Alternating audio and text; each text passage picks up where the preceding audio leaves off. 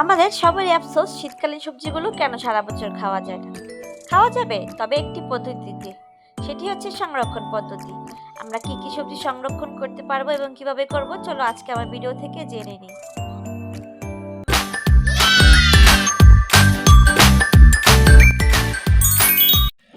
আসসালামু আলাইকুম এভরিওয়ান, কেমন আছো তোমরা সবাই? আশা করি তোমরা সবাই অনেক ভালো আছো। সো আমি কিন্তু ভিডিওর প্রথমেই বলে দিয়েছি, আজকে দেখাবো তোমাদেরকে কিভাবে আমরা সবজিগুলো ফ্রোজেন অথবা সংরক্ষণ করব এবং এই সংরক্ষণ করে সারা বছর কিভাবে খাবো। আমরা সব বাঙালিরাই কিন্তু এই শীতকালীন সবজিগুলো খুবই পছন্দ করি। সো এই জন্যই আজকের আমার এই ভিডিও। সো আমি বাজার থেকে প্রথমে 2টা ক্যাপসিকাম এনেছিলাম, বিটরুট এনেছিলাম এবং ব্রকলি আছে, গাজর আছে আর ফুলকপি, এগুলো সবই কিন্তু আজকে সংরক্ষণ করব। আমি সবগুলো সবজি নিয়েছি, কিন্তু অল্প পরিমাণে নিয়েছি। বাজার থেকে সবগুলো সবজি এনে কিন্তু আমি ধুয়ে নিয়েছি এবং ধুয়ে পানিগুলো ঝরিয়ে নিয়েছি, যেন এর গায়ে এক্সট্রা পানি না থাকে। তোমরা কিন্তু একটি টাওয়াল অথবা টিস্যু দ্বারাও এই পানিগুলো মুছে নিতে পারো। সো আমি 2টা ক্যাপসিকাম নিয়েছিলাম, 2টা 2 রকমভাবে রাখবো।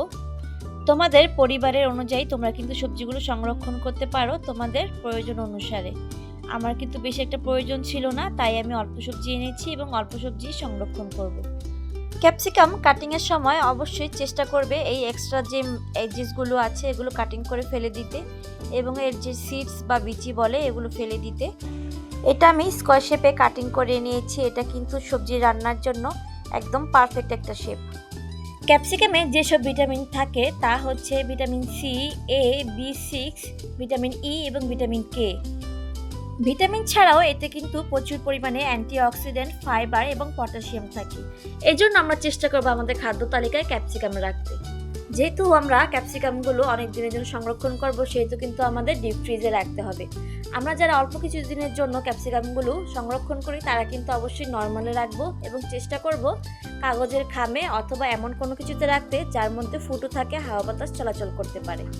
অনেক দিনের জন্য সংরক্ষণ করতে হলে আমরা অবশ্যই ধুয়ে, যেন এক্সট্রা কোনো পানি না থাকে, কাটিং করে জিপলক ব্যাগ অথবা এয়ারটাইট বক্সে রেখে দিব। এইভাবে সংরক্ষণ করলে আমরা ক্যাপসিকাম 6 থেকে 8 মাস ভালো থাকবে। লাল ও হলুদ ক্যাপসিকামের তুলনায় সবুজ ক্যাপসিকাম কিন্তু বেশি দিন ভালো রাখা যায়। দ্বিতীয় ক্যাপসিকামটা কিন্তু আমি জুলিয়ান কাট করেছি। এটা দিয়ে কিন্তু নুডলস, পাস্তা ইজিলি খাওয়া যাবে। চলো এবার গাজর কাটিং শুরু করে দিই। গাজর আমি 2 ভাবে রাখবো, তবে আজকে গাজর শুধু নুডলস বা পাস্তা খাওয়ার জন্য ফ্রোজেন করব। পোলার জন্য গাজর কিভাবে কাটিং করব, ব্রোকলি, অন্যান্য যে সবজিগুলো আছে সেগুলো কিভাবে ফ্রোজেন করব তা নিয়ে কিন্তু আমি আরেকটি ভিডিও করার চেষ্টা করব। গাজরে যেসব ভিটামিন থাকে চলো জেনে নিই। গাজরে থাকে beta carotene, vitamin A, C, K এবং পটাশিয়াম, এবং এটি একটি ফাইবার সমৃদ্ধ খাবার। গাজর আমাদের চোখের দৃষ্টিশক্তি উন্নত করে, রোগ প্রতিরোধ ক্ষমতা বাড়ায় এবং ত্বককে সতেজ রাখতে সাহায্য করে। আমি কিন্তু গাজরগুলো কাঁচা অবস্থায় রেখেছি। কাঁচা অবস্থায় রাখলে কিন্তু 2 থেকে 3 মাস রাখা যাবে ফ্রিজে। ফুলকপি আমার ঘরেই ছিল, আমি ফুলকপিটা রাখবো শুধু নুডলস, পাস্তা এবং সবজি রান্নার জন্য। সো আমার এইটুকুই হয়ে যাবে। তোমাদের যদি বেশি লাগে অবশ্যই তোমরা একটি আনা ফুলকপি এনে নিবে। ফুলকপিকে 6 থেকে 12 মাস তাজা রাখতে হলে কিন্তু এটি অবশ্যই ব্লাঞ্চিং করতে হবে।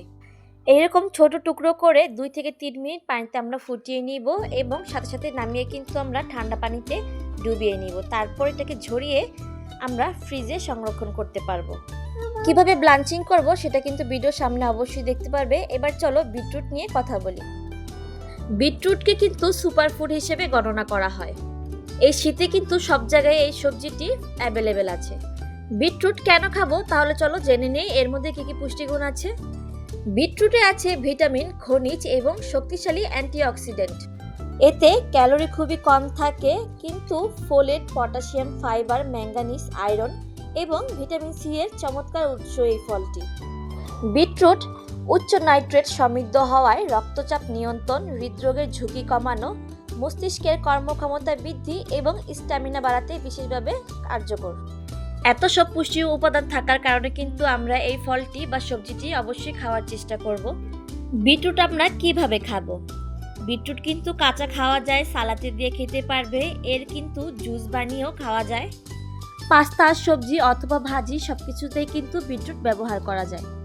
এই ফল বা সবজিটি কিন্তু রূপচর্চার জন্য একদম পারফেক্ট। সামনে কিন্তু আমি বিটরুট নিয়ে বিভিন্ন ফেস প্যাকের একটি বিউটি টিপসের ভিডিও বানাবো। অবশ্যই তোমরা আমার চ্যানেলটি সাবস্ক্রাইব করে রাখবে নতুন ভিডিওগুলো পেতে। তোমাদেরকে আমি আগে বলেছি সবজিগুলো ফ্রোজেন করতে হলে অবশ্যই একটি এয়ারটাইট বক্স অথবা জিপলক ব্যাগে এগুলো রাখতে হবে।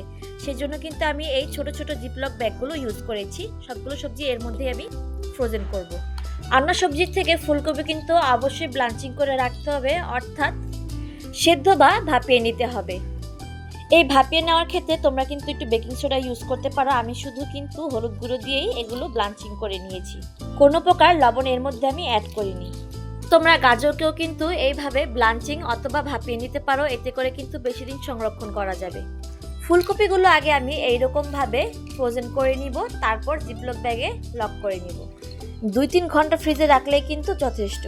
ফুলকপিগুলো যখন এইরকম সিঙ্গেল ভাবে ফ্রোজেন হয়ে যাবে তখন তোমরা তোমাদের ইচ্ছে অনুযায়ী জিপলক ব্যাগ অথবা এয়ারটাইট বক্সে সিল করে নিতে পারো।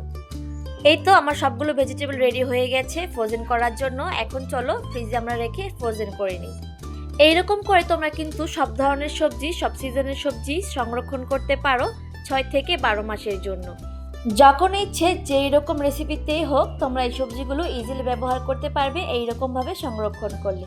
সো আজকে আমার এই ভিডিওটি কেমন হয়েছে অবশ্যই জানাবে।